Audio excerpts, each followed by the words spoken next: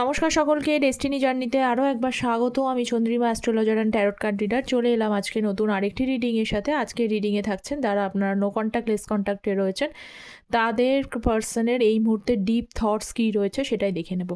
রিডিংটি কিন্তু general reading, যতটা resonate করবে ততটা নেবেন, যেটা রেজোনেট করবে না সেটা নেবেন না। মেল ফিমেল ম্যারিড আনম্যারিড সকলে সবাই দেখতে পারেন, রাশিভিত্তিক রিডিং নয়।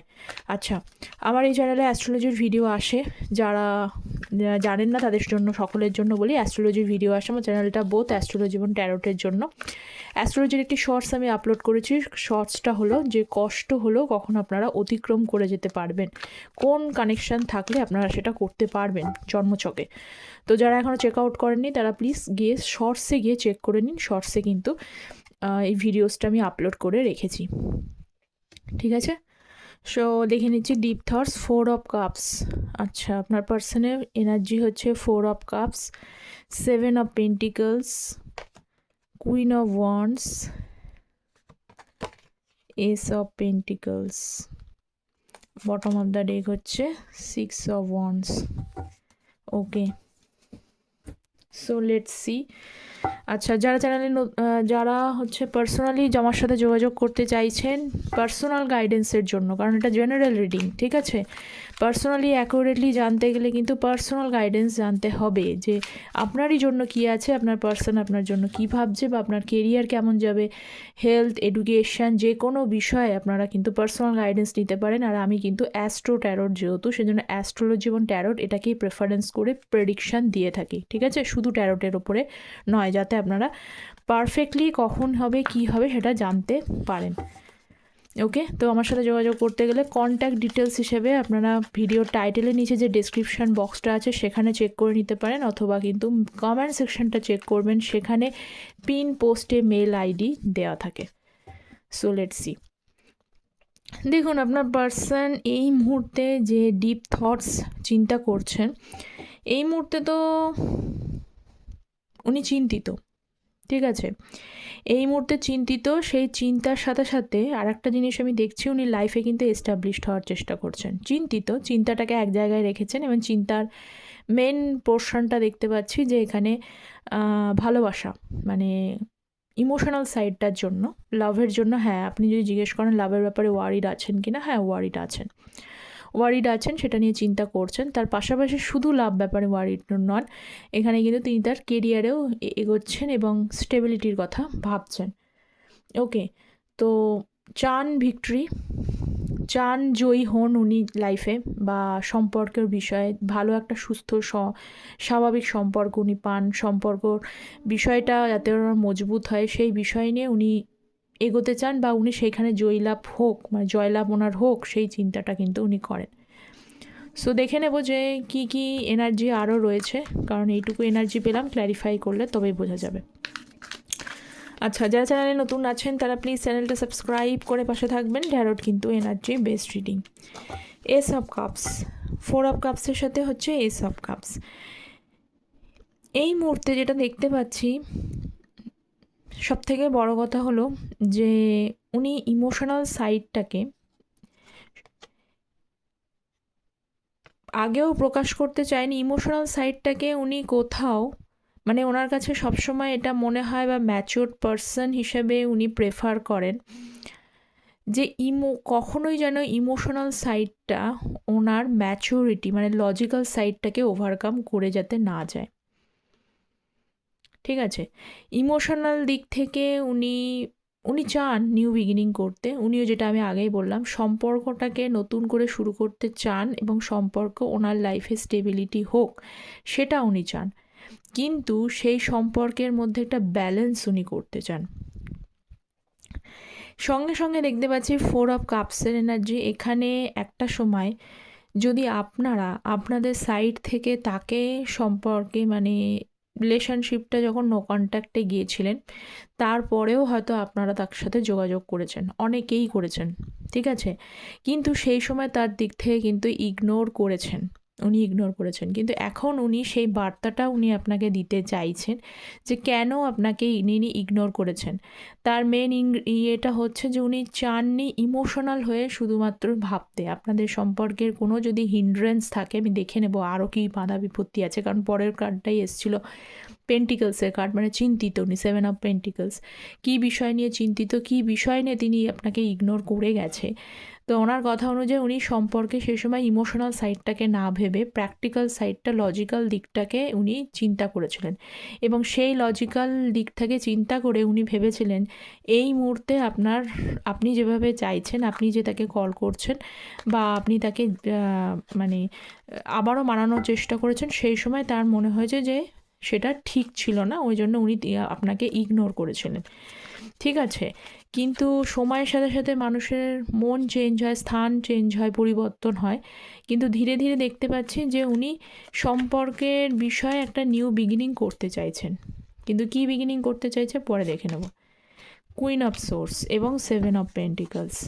আচ্ছা, আপনাদের এই সম্পর্কে আমি বললাম না যে কিছু একটা বিষয় নিয়ে উনি চিন্তিত, যেই জন্য আপনাকে ইগনোর করেছে। আপনাদের ভেতরে ফ্যামিলি, মানে কোনো একজন ফিমেল পাওয়ার ফিগার রয়েছে, স্পেশালি ফিমেল ফিগারই বলবো, সেই বিষয়টা সেখানে হয়তো উনি কোনোভাবে বাধা দিয়েছেন, বা উনি কোনোভাবে তাকে এমনভাবে হয়তো বা ডমিনেট করে এই ব্যক্তিকে। ঠিক আছে, এই ব্যক্তিকে ডমিনেট করে বা তার মতো করে চালানোর চেষ্টা করে। উনি সম্পর্কে এগিয়েছেন, সম্পর্ক করেছেন ঠিকই, কিন্তু যখন পরিণতির জায়গাটা এসছে, বা যারা ম্যারিডও দেখছেন সম্পর্ক থাকার পরে, কিছু কিছু জায়গায় এমন এমন কিছু প্রবলেম ক্রিয়েট হয়েছে, বা সেই ব্যক্তির কাছে মনে হয়েছে যে না, এটা ঠিক নয়। তাকে হয়তো কোনোভাবে অ্যাডভাইস করেছে যে এটা ঠিক হবে না, এই সম্পর্কে থাকা ঠিক হবে না, বা তাকে বা এই সময়টা ঠিক না, তুমি তোমার নিজস্ব কেরিয়ার গড়ো, নিজেভাবে এগো, এই বিষয়গুলো তাকে কনভিন্স করানোর চেষ্টা। মানে এখানে কোনো ফিমেল ফিগারের কিন্তু ইন্টারফেয়ারেন্স রয়েছে, যে ফিমেল ফিগারে ইন্টারফেয়ারেন্সের জন্যই কিন্তু সেই সময় আপনারা যারা ওনাকে কন্ট্যাক্ট করেছিলেন, সেই কারণে উনি আপনাকে কিন্তু ইগনোর করেছে এই প্রবলেমগুলোর জন্য। দেখুন 7 অফ পেন্টিকলস ছিল, এখানে চিন্তিত ছিল, এইগুলো চিন্তিত হয়ে রয়েছে এখনও পর্যন্ত, চিন্তিত যে সেই প্রবলেমটা কি করে সলভ, আপনার সাথে যে সে কন্ট্যাক্ট করবে কিভাবে করবে, কারণ অলরেডি সেখানে উনি মানাতে এখনও পারেননি। তার মতো করে না চললে, সেরকমভাবে না ভাবলে সেই জায়গাটা প্রবলেম ক্রিয়েট হবে। উনি নিজে এখনও কিন্তু কনফিউজ স্টেজ, ডিলেমা স্টেজের মধ্যে রয়েছে। তাহলে কোন ওয়েটা উনি চুজ করবেন? উনি দুদিক থেকেই, উনি এমন একজন মানুষ রয়েছে, কুইন অফ ওয়ান্স, দেখুন উনি এমন একজন মানুষ বোথ সাইড ব্যালেন্স করতে চাইছেন, মানে সবাইকে হ্যাপি রেখে উনি এগোতে চাইছেন। প্রবলেমটা হচ্ছে সবাইকে তো হ্যাপি রেখে জীবনে এগোনো যায় না, কিন্তু একজনকে একজন, মানে উনি চাইছেন যে সবাইকে হ্যাপি রাখবো, কিন্তু কেউ না কেউ কিন্তু এখানে আনহ্যাপি হয়ে যাবে।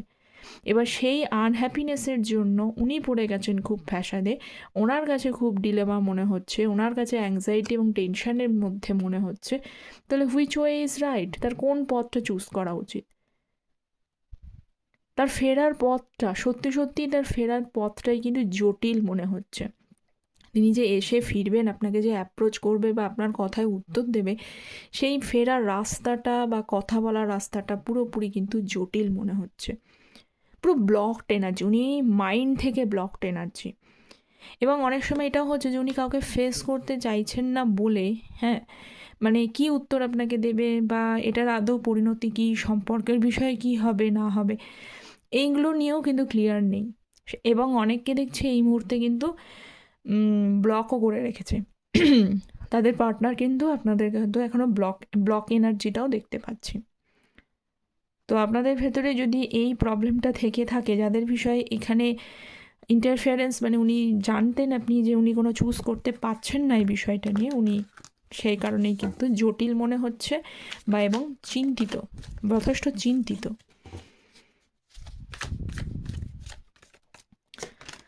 3 অফ কাপস এবং কুইন অফ ওয়ান্স।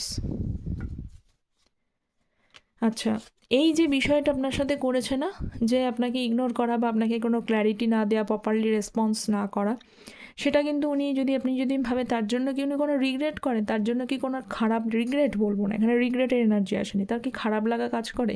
হ্যাঁ, খারাপ লাগা কাজ করে, অবভিয়াসলি খারাপ লাগা কাজ করে। উনি যে ইম্যাচিওর জিনিসটা আপনাকে হয়তো একটা কিছু বলা উচিত ছিল, কিন্তু উনি যে সে সময় সেটা বলতে পারেননি, তার জন্য ওনার খারাপ লাগা কাজ করে। এবং কুইন অফ ওয়ান্সের এনার্জি রয়েছে, এবং এটাও ভেবেছে যে এটাও দেখতে পাচ্ছি আপনাকে যে সেই সময় উনি ঠিকমতো রেসপন্স করেননি বা আপনি যে হার্ট হয়েছেন, তাতেও কিন্তু আপনারা অনেকেই এই বিষয়টা আপনাদের মধ্যে খুব আঘাতপ্রাপ্ত হলেও আপনারা নিজেদেরকে কিন্তু অনেক বেশি স্ট্রং করেছেন। এই রকম রিলেশনশিপে আসার পর থেকে জীবনে এত টালমাটাল আপস অ্যান্ড ডাউন পজিশনের পরে আপনারা কিন্তু নিজেকে নিজে এতদিন হয়তো নিজেকে নিজে খুঁজতে পারেননি, দেখতে পারেননি নিজেকে। এখন কিন্তু সেই নিজে আপনি কি, আপনার ভেতরে পোটেনশিয়ালিটি কী, ক্যাপাবিলিটি কী, অ্যাবিলিটি কী, আপনি কতটা করতে পারেন, এই বিষয়গুলো কিন্তু একটু একটু করে আপনারা বুঝতে পেরেছেন এবং নিজেকে স্ট্রং করেছেন অনেক অংশে। তো এই মুহূর্তে দেখতে পাচ্ছি যে উনি চান 3 অফ কাপস, মানে ইউনিয়ন, মানে এখানে বলবো সেলিব্রেশন, মানে উনি পাস্টের ব্যাপারগুলোকে ভাবছে, কাম ব্যাক করতে ভাবছে, কিন্তু কোনো অ্যাকচুয়াল কোনো সেই অর্থে কোনো ব্যালেন্সিং জায়গাটা কিন্তু নেই। কারণ আগে যে প্রবলেমগুলো আপনাদের মধ্যে ছিল, সেই প্রবলেমগুলো স্টিল এখনও কিন্তু remaining in his or her life, তার লাইফে কিন্তু রয়েছে। নাইট অফ সোর্স এবং এস অফ পেন্টিকলস। কখনো কখনো মনে হয় যে খুব তাড়াতাড়ি উনি একটা ডিসিশান নিয়ে নিক, খুব তাড়াতাড়ি ডিসিশানটা নিয়ে সব কিছু স্টেবিলিটি করে ফেলুক, কিন্তু পরেক্ষণে যেহেতু বটম অফ দ্য ডেক চলে এসছে 9 অফ ওয়ান্স, উনি ডিসিশান নিতে পারছেন না। উনি কিন্তু আবার ভেঙে পড়ছেন। কেন ভেঙে পড়ছেন? ওনার অ্যাকচুয়ালি ভেঙে পড়ার কিন্তু কারণটা হচ্ছে যে উনি সঠিকভাবে সঠিক ডিসিশানটা নিতে পারছেন না।